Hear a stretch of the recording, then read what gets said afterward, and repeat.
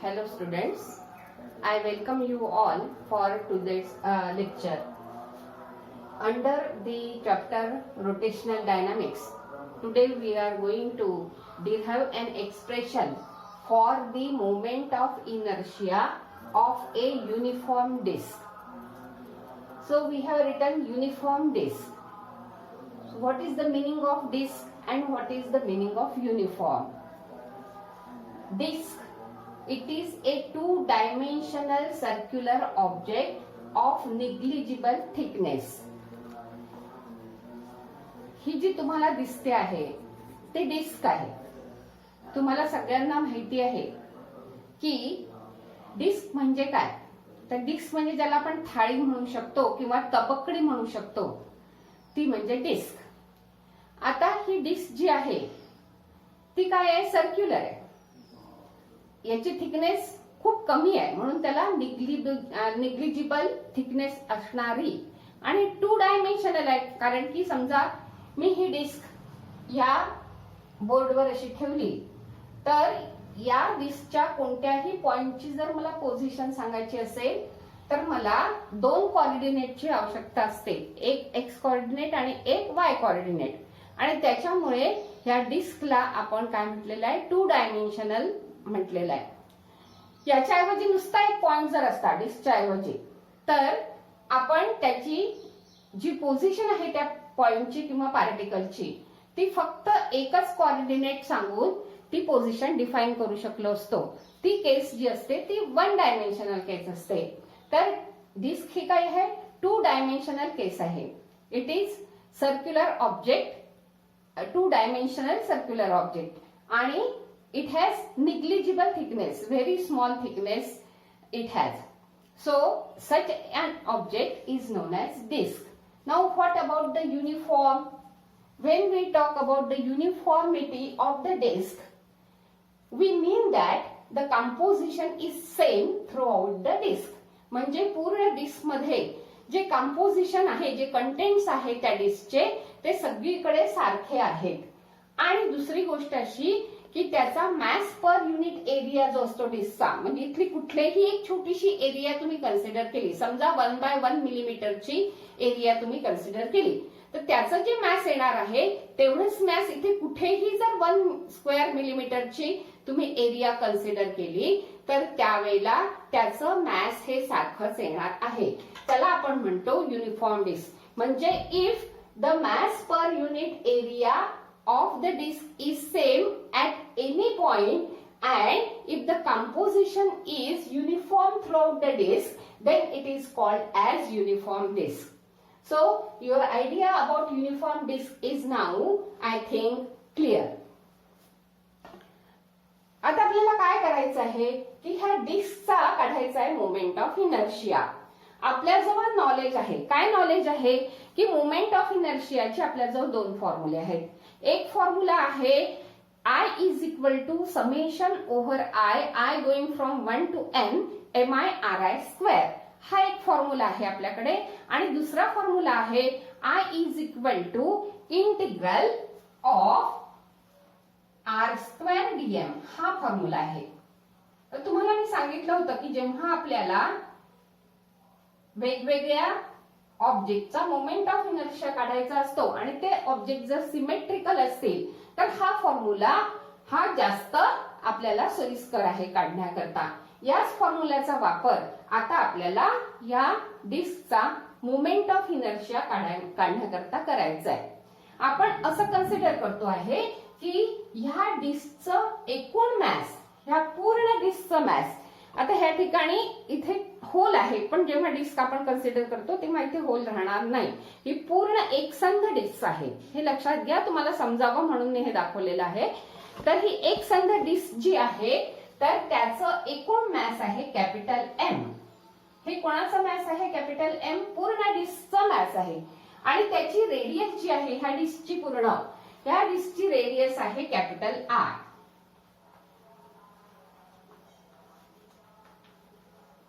मग जर मला सिग्मा काढायचा असेल, सिग्मा म्हणजे काय, the mass per unit area of the disk जर काढायचं असेल तर मला काय करावं लागेल, एम ला पाय आर स्क्वेअर नी भागावं लागेल.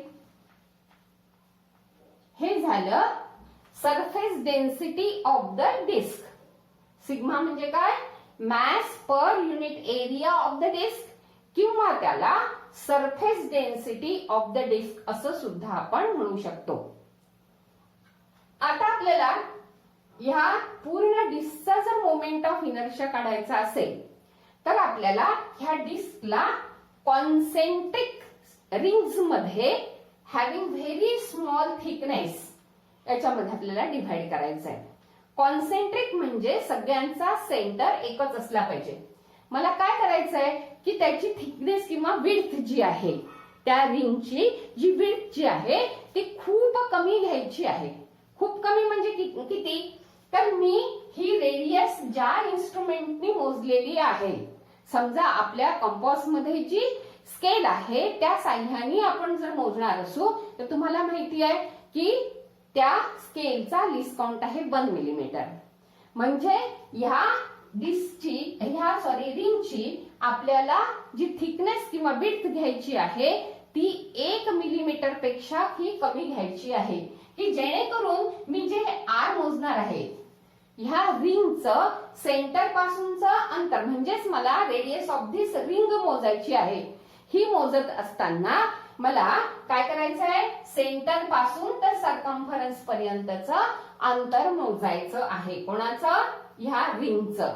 That is the radius of this ring. ही मोजल्यानंतर what is R? It is the average radius of the ring. As the ring is very small, having very small width, hence R is the same.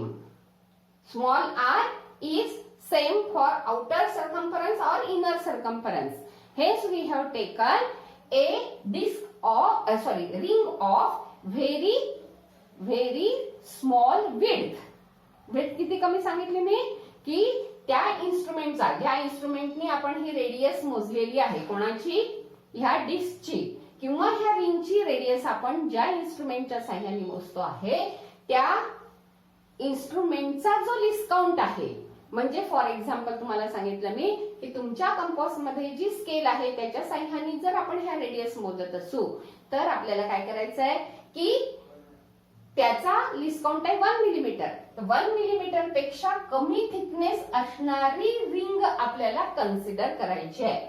1 millimetre पेक्षा कमी width असणारी ring आपल्याला ह्या ठिकाणी consider करायची आहे. आणि अशा कॉन्सेंट्रिक रिंग्स मध्ये आपल्याला dr एवढ्या विड्थच्या कॉन्सेंट्रिक रिंग्स मध्ये आपल्याला पूर्ण ह्या डिस्कचं डिव्हिजन करायचं आहे.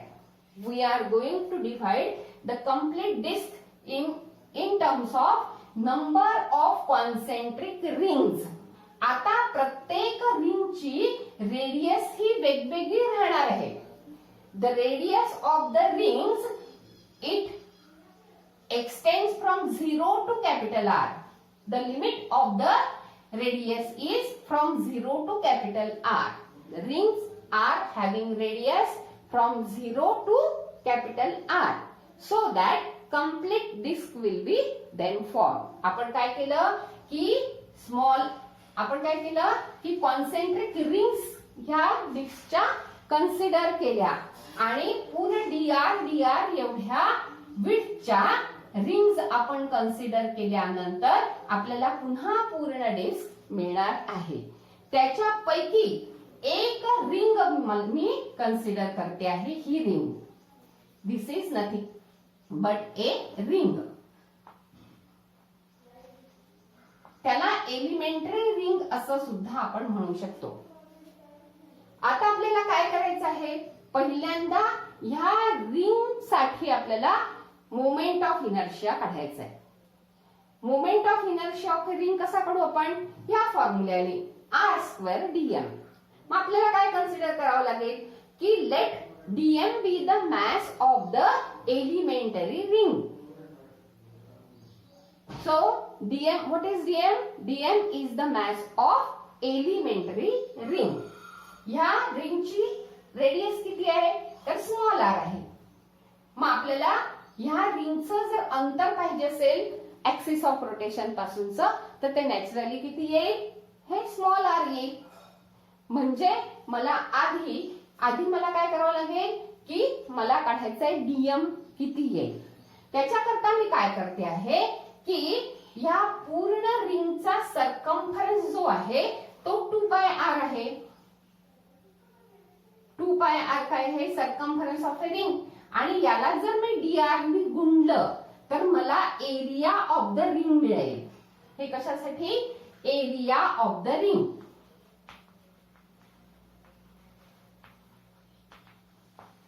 एरिया ऑफ द रिंग मिळेल मला 2πr dr. आता मला जर सिग्मा ह्या रिंग करता लिहायचा असेल तर मी काय करेन, सिग्मा ह्या रिंग करता काय येईल, मॅथ समजा ह्या रिंगचं डीएम ने दाखवलं आपण, कारण की आपण ह्या पूर्ण रिंगला डीएम आपण काय केलं, ह्या पूर्ण रिंगचा कॉन्सेंट्रिक रिंग्स मध्ये काय केलेलं आहे, आपण डिव्हिजन केलेलं आहे. आणि म्हणून समजा ह्या रिंगची जी मी आता कन्सिडर करते आहे त्या रिंगचं जर मॅस हे डीएम असेल तर डीएम ला जर मी एरियानी भागितलं तर मला सरफेस डेन्सिटी मिळेल किंवा मॅस पर युनिट एरिया मिळेल. म्हणजे मला एरियानी याला भागायचं आहे. हे काय मिळालं मला, सिग्मा. सिग्मा म्हणजे काय, सरफेस डेन्सिटी म्हणजेच काय, दी मॅस पर युनिट एरिया. मग जर मला ह्या फॉर्म्युल्यावरून डीएम काढायचा असेल तर मी डीएम बरोबर काय लिहील, 2πr सिग्मा इंटू dr लिहील. मला डीएम मिळालं. आता आपल्याला ह्या रिंगचा जर मोमेंट ऑफ इनर्शिया पाहिजे असेल तर मी काय लिहील, moment of inertia of ring. तर मला काय मिळेल, फक्त रिंगचा हवाय म्हणजे इंटिग्रेशन घ्यायची गरज आहे का, नाही, r² dm मिळेल. आता moment of inertia of a ring is equal to r² dm. जेव्हा तुम्हाला हे डेरिव्हेशन सोडवायचं असतं तेव्हा वेगवेगळ्या पॉइंट्स करता वेगवेगळे मार्क ठेवलेले असतात. फॉर एक्झाम्पल, जेव्हा तुम्हाला या ठिकाणी हा समजा 3 मार्कांकरता जर तुम्हाला हे डेरिव्हेशन आलं तर साधारणतः अर्धा मार्क हा या डायग्राम करता असेल. त्यानंतर अर्धा मार्क हा या ठिकाणी हे जे आपण डिस्क्रिप्शन लिहितो आहे त्याच्या करता असेल. अर्धा मार्क या ठिकाणी moment of inertia of a ring काढण्याकरता असेल. त्यानंतर याचं इंटिग्रेशन घेऊन ह्या डिस्कचं जे आपण मोमेंट ऑफ इनर्शिया दाखवतो आहे त्याच्याकरता अर्धा मार्क असेल. आणि फायनल आन्सर जे आहे त्याच्याकरता 1 मार्क असेल. अशा पद्धतीने डिस्ट्रीब्युशन ह्या ठिकाणी राहू शकतं. जर तुम्हाला डेफिनेशन विचारली असेल तर डेफिनेशन साठी सुद्धा अर्धा मार्क असेल. तर जेव्हा आपण हे डेरिव्हेशन सोडवण्याचा प्रयत्न करत असतो किंवा जेव्हा आपल्याला परीक्षेमध्ये सोडवायचं असतं तेव्हा ह्या गोष्टींकडे आपल्याला लक्ष द्यायला पाहिजे की आपली डायग्राम बरोबर आहे की नाही, आपण रिंगचा मोमेंट ऑफ इनर्शिया बरोबर लिहिलेला आहे की नाही, आपण इंटिग्रेशन बरोबर केलेलं आहे की नाही, आपण फायनल आन्सर पर्यंत बरोबर पोहोचलो की नाही, मधल्या स्टेप्स व्यवस्थित आहेत का. आता moment of inertia of a ring जो काढलेला आहे तो आपल्याकरता अत्यंत महत्वाचा आहे. जर आपल्याला आता moment of inertia of ring जो आहे त्याचं इंटिग्रेशन जर आपण घेतलं तर आपल्याला पूर्ण डिस्क मिळणार आणि त्याचे लिमिट्स ऑफ इंटिग्रेशन काय राहणार, 0 टू कॅपिटल R राहणार. म्हणजे मला आता जर moment of inertia of a disk काढायचा आहे, ऑफ डिस्क, जर मी ह्या मोमेंट ऑफ इनर्शियाला IR ने दाखवलं, IR म्हणजे moment of inertia of a ring is equal to r² dm. समजा सध्या मी याला इक्वेशन 1 म्हणते, याला इक्वेशन नंबर 2 म्हणते, याला इक्वेशन नंबर 3 म्हणते. मग मला moment of inertia of a disk जर काढायचं असेल तर मला काढावं लागेल इंटिग्रल ऑफ IR. IR म्हणजेच काय, r square dm. So this is equal to integral of r square dm. पण dm मी काढलेला आहे आधीच. काय आहे dm? dm is equal to 2 pi r sigma dr. So 2 pi r sigma into dr into this r square. आता याचे limits of integration काय आहे?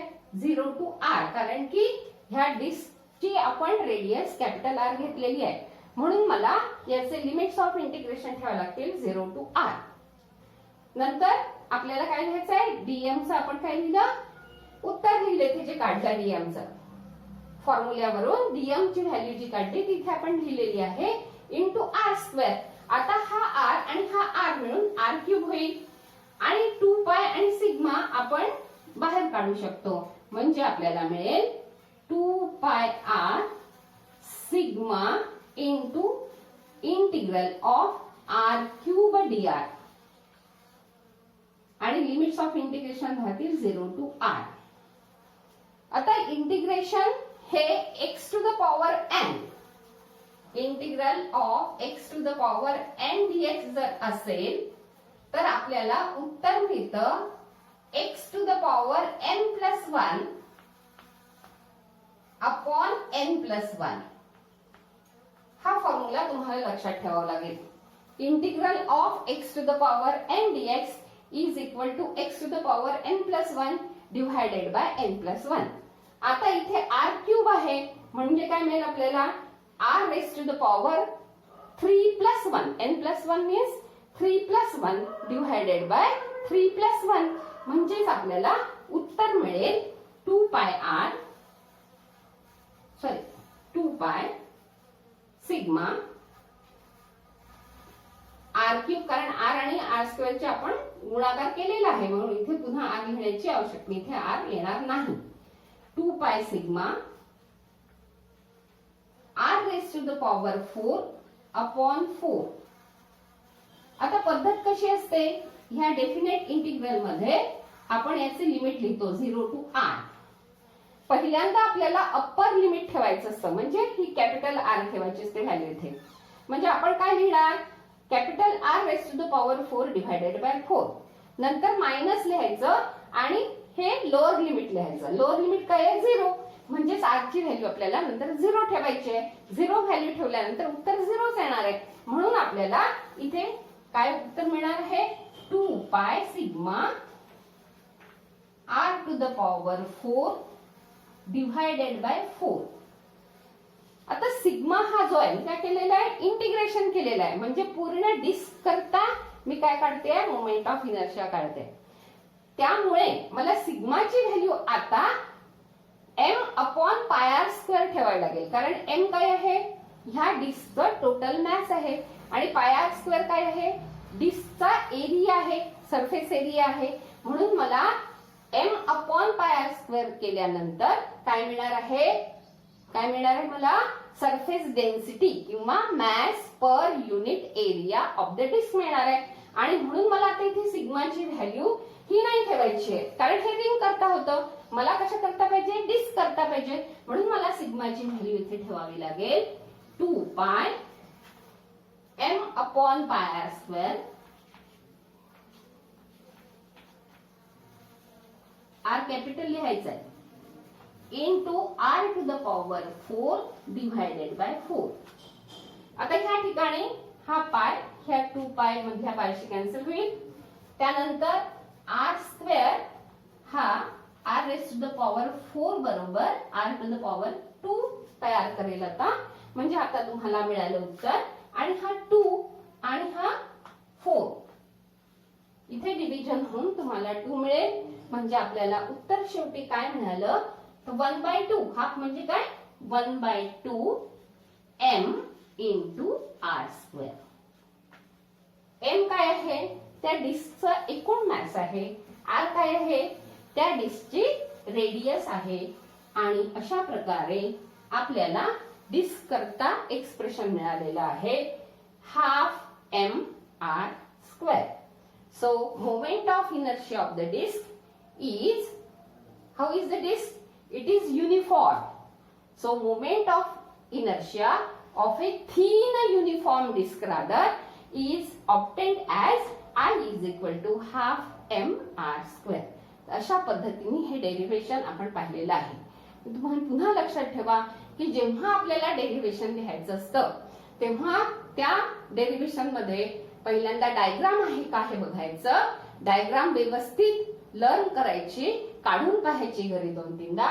त्यानंतर त्याची जर डेफिनेशन असेल, ह्या ठिकाणी जसं डिस्कची डेफिनेशन आहे आणि जर ती त्या ठिकाणी विचारली असेल तर लिहिणं अत्यंत आवश्यक आहे. पण विचारली नसेल तर तुम्ही इथून चालू करू शकता.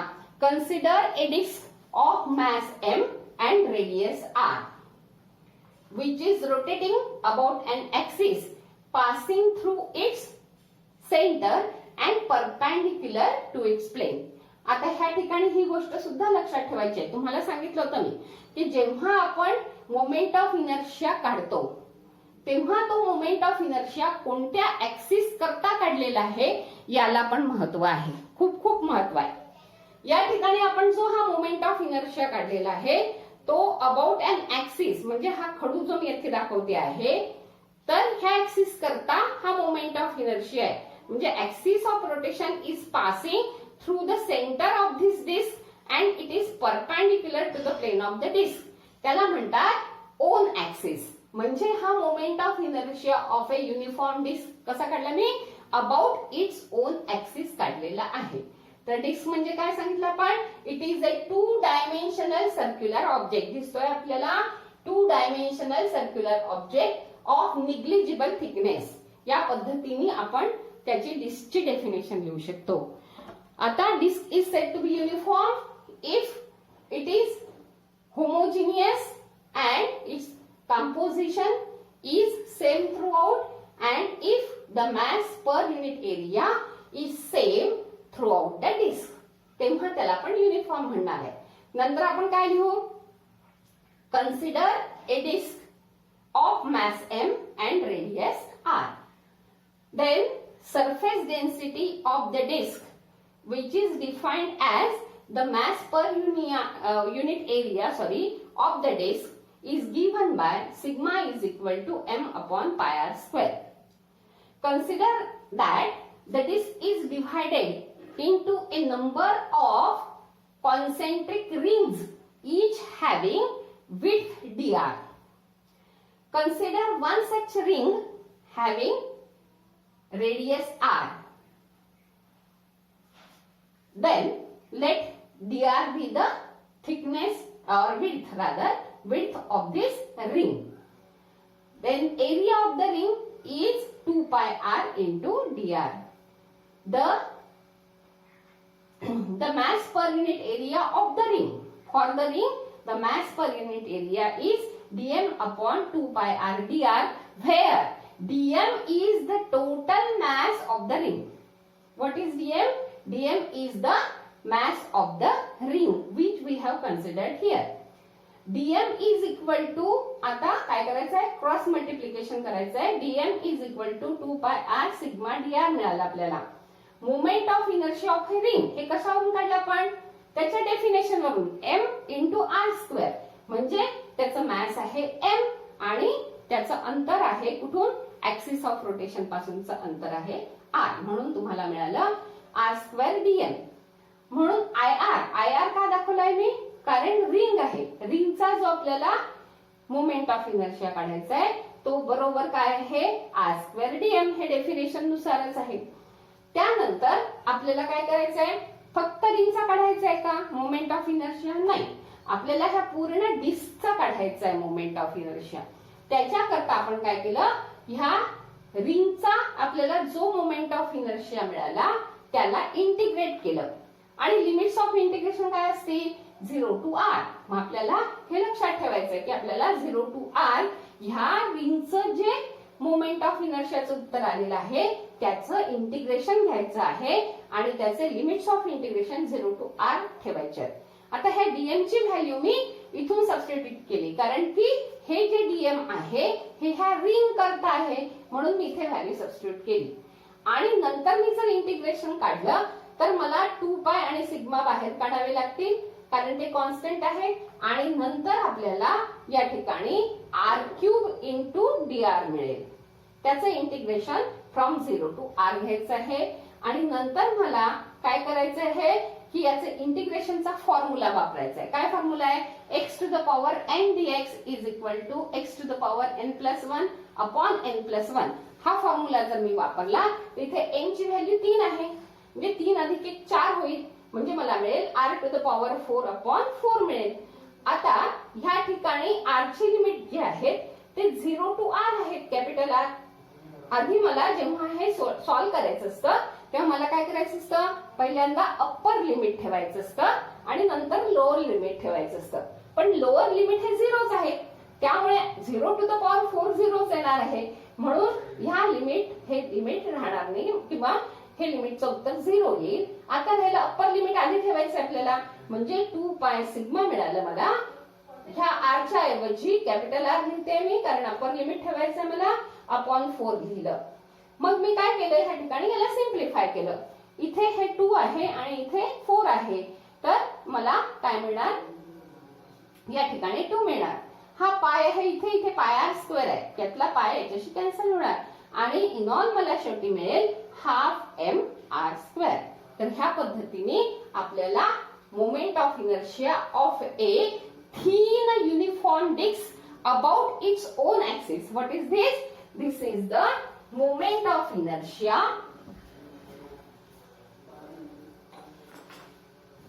this is nothing but moment of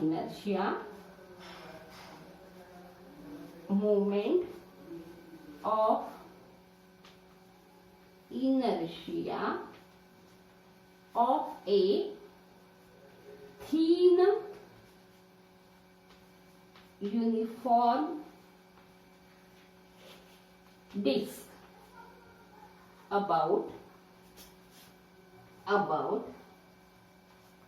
its own axis. Own axis म्हणजे काय सांगितलं मी? The axis passing through its center and perpendicular to its plane. अशा पद्धतीचा जो ऍक्सिस ऑफ रोटेशन आहे इथून पास होणारा that is the own axis of the disk. So let us now see the concept of radius of gyration after this. आता आपल्याला radius of गायरेशनचा concept शिकायचा आहे. ह्या कन्सेप्ट मध्ये आपल्याला काय करायचं आहे की ज्या बॉडीचा आपल्याला मोमेंट ऑफ इनर्शिया काढायचा आहे ती पूर्ण बॉडी, जसं आपण मगाशी रिंगचा पहिला मोमेंट ऑफ इनर्शिया किंवा डिस्कचा मोमेंट ऑफ इनर्शिया बघितला, तर त्या पूर्ण रिंगला किंवा त्या पूर्ण डिस्कला आपल्याला पॉइंट मॅसनी रिप्लेस करायचं आहे. म्हणजे ती डिस्क एक पॉइंट मॅस आहे असं कन्सिडर करायचं आहे आणि त्या पॉइंट मॅसचं आपल्याला ऍक्सिस ऑफ रोटेशन पासूनचं जे अंतर आहे ते के घ्यायचं आहे. आता आपण रेडियस ऑफ गायरेशनची डेफिनेशन काय लिहू शकतो ते बघू आपण. Radius of gyration of a rigid body about A given axis of rotation. मग आपण बघितलं होतं की जेव्हा आपण बॉडीच्या रोटेशनल मोशनचा अभ्यास करतो किंवा मोमेंट ऑफ इनर्शिया त्याचा काढतो किंवा रेडियस ऑफ गायरेशन काढतो तेव्हा ऍक्सिस ऑफ रोटेशनला फार महत्व आहे. म्हणजे आपल्याला रेडियस ऑफ गायरेशन हे जरी डिफाईन करायचं असेल तरी तो ऍक्सिस ऑफ रोटेशन जर बदलला तर त्यावेळेला रेडियस ऑफ गायरेशनची व्हॅल्यू बदलते हे आपल्याला लक्षात ठेवायचं आहे. म्हणजे for a given axis of rotation आपल्याला रेडियस ऑफ गायरेशन हा डिफाईन करायचा आहे. So it is the radial distance from the axis of rotation. कोणाचा आहे तर आपण त्या पूर्ण बॉडीला एका पॉइंट मॅसनी रिप्लेस केल्यानंतर ऍक्सिस ऑफ रोटेशन पासूनचं तर त्या बॉडीचं जे रॅडियल डिस्टन्स आहे ते म्हणजे रेडियस ऑफ गायरेशन आहे. पण ती बॉडी कुठे आहे असं समजतोय आपण की त्या पॉइंटच्या ठिकाणी त्या बॉडीचं पूर्ण मॅस हे कॉन्सन्ट्रेट झालेलं आहे असं आपण समजू शकतो असा जो पॉइंट आहे त्या ठिकाणी त्या बॉडीला, त्या पॉइंट मॅसला नेऊन ठेवायचा आहे तुम्हाला. कुठे ठेवायचं आहे त्या पॉइंट मॅसला? म्हणजे त्या बॉडीला पहिल्यांदा काय करायचं आपल्याला? रिप्लेस करायचंय. कशाने? पॉइंट मॅसने. समजा रिंग आहे किंवा डिस्क आहे, तर त्या पूर्ण डिस्कला आपल्याला एका पॉइंट मॅसने रिप्लेस करायचं आहे. आणि समजा हा आता ऍक्सिस ऑफ रोटेशन असेल, तर मला या ऍक्सिस ऑफ रोटेशन पासून काही अंतरावर ते पूर्ण त्या डिस्कचं मॅस जे आहे ते इथे कॉन्सन्ट्रेट झालेलं आहे असं समजून मला आता ती डिस्क न फिरत असताना हा पॉइंट मॅस जो आहे एम, हा जेवढं त्या डिस्कचं मॅस आहे तेवढंच ह्या पॉइंट ऑब्जेक्टचं मॅस आपल्याला कन्सिडर करायचं आहे. आणि हा पॉइंट ऑब्जेक्ट जो आहे तो आता ह्या ऍक्सिस ऑफ रोटेशनच्या भोवती फिरत आहे समजा असं कन्सिडर करायचं आहे. मग नंतर हे जे रेडियल डिस्टन्स असेल के, त्याला म्हणतात रेडियस ऑफ गायरेशन. ते के हे अक्षराने दाखवतात आणि त्याला म्हणतात रेडियस ऑफ गायरेशन. आता मी इथे म्हटलं ऍट ए पॉइंट, हा कुठे ठेवायचा आहे? पॉइंट ऑब्जेक्ट कुठे ठेवायचा आहे? तर अशा अंतरावर ठेवायचा आहे की जिथे whole mass of the body can be suppose to be concentrated. म्हणजे हा सेंटर ऑफ मॅस नव्हे, हे लक्षात ठेवा.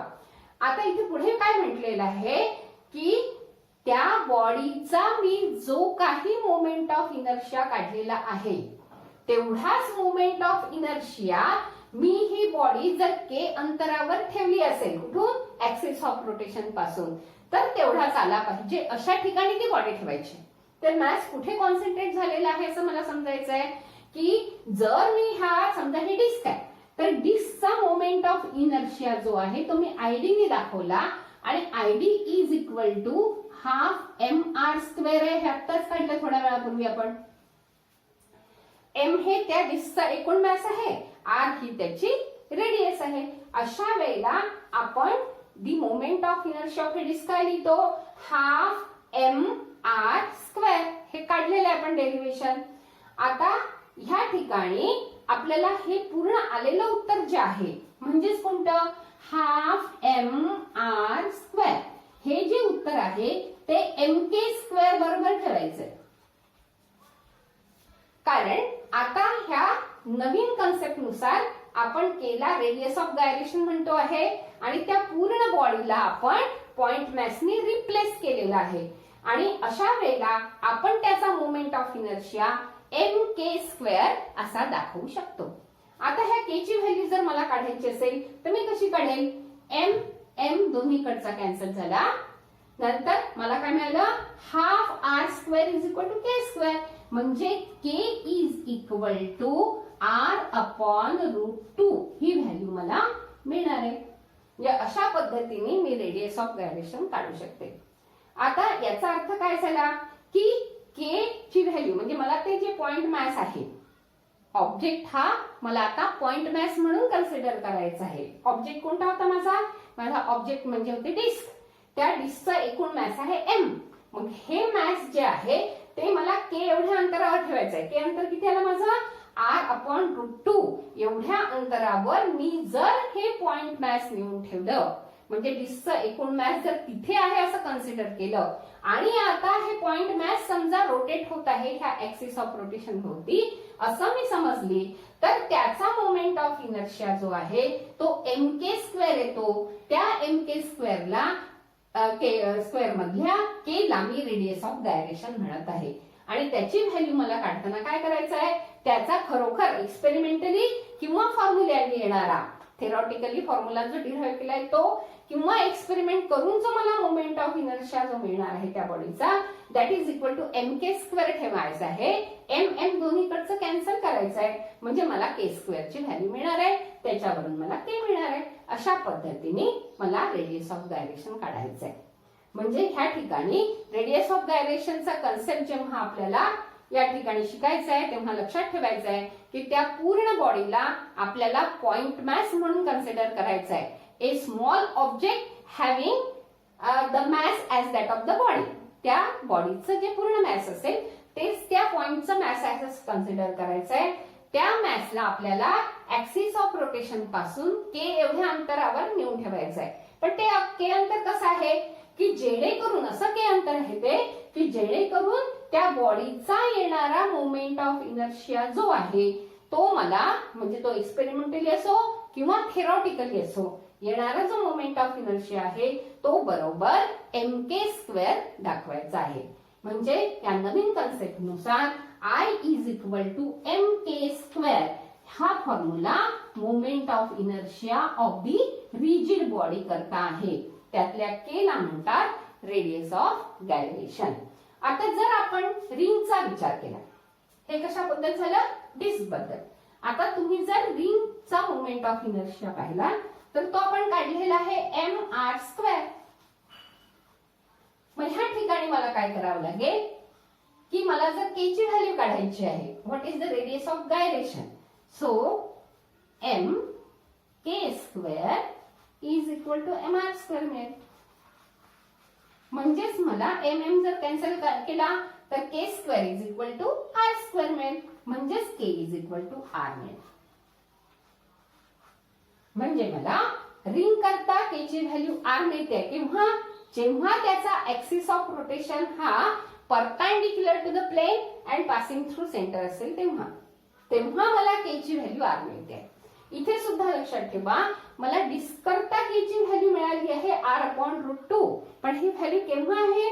जेव्हा त्याचा ऍक्सिस ऑफ रोटेशन हा perpendicular to the plane of disc and passing through centre आहे तेव्हाच. जर ऍक्सिस ऑफ रोटेशन चेंज झाला तर मला k ची व्हॅल्यू वेगळी मिळणार आहे. त्याच्यासाठी दोन प्रिन्सिपल्स आहेत, principle of perpendicular axis and principle of parallel axis. त्यांचा अभ्यास आपल्याला पुढे करायचा आहे. पण तत्पूर्वी हे लक्षात घ्या की जर ऍक्सिस ऑफ रोटेशन चेंज झाला तर मोमेंट ऑफ इनर्शिया जसा चेंज होतो तसंच रेडियस ऑफ गायरेशन सुद्धा चेंज होते. आणि या ठिकाणी हा कन्सेप्ट आपण वापरल्यामुळे काय झालं, आपण मोमेंट ऑफ इनर्शियाला दोन गोष्टींचा प्रॉडक्ट म्हणून या ठिकाणी एक्सप्रेस करू शकत आहे. त्याला आपण दोन फिजिकल क्वांटिटींचा गुणाकाराच्या स्वरूपात आपण रिप्रेझेंट करू शकतो आहे. ते दोन कोणत्या फिजिकल क्वांटिटीज? तर एक आहे त्याचं मॅस, त्या पूर्ण बॉडीचं मॅस m, आणि एक डिस्टन्स की ज्याला आपण रेडियस ऑफ गायरेशन म्हणतो त्याचा स्क्वेअर, यांचा प्रॉडक्ट बरोबर दी मोमेंट ऑफ इनर्शिया. तर जर व्हॅल्यू k ची कमी असेल तर याचा अर्थ असा होतो की त्या ऍक्सिस ऑफ रोटेशन भोवती हे मॅसचं डिस्ट्रीब्युशन त्या ऑब्जेक्टचं जे आहे k कमी आहे तर हे कमी अंतरापर्यंत आहे असा अर्थ होतो. आणि जर k लार्ज असेल तर त्याचा अर्थ असा होतो की ती बॉडी जी आहे जी आपण कन्सिडर करतो आहे ज्याच्यासाठी रेडियस ऑफ गायरेशन काढलेला आहे पण त्या बॉडीचं मॅस डिस्ट्रीब्युशन हे लार्ज डिस्टन्स पर्यंत आहे किंवा जास्त अंतरापर्यंत त्या बॉडीचं मॅस हे डिस्ट्रीब्यूट झालेलं आहे about the given axis of rotation. अशा पद्धतीने रेडियस ऑफ गायरेशन म्हणजे काय तर it is defined as it is about axis. It is defined about axis. Radius of gyration of a rigid body about a given axis of rotation is the radial distance. कसं आहे ते? हे radial distance आहे from the axis of rotation at which the whole mass of the body can be supposed to be concentrated so that this point mass has the same moment of inertia as that of the body about the same axis.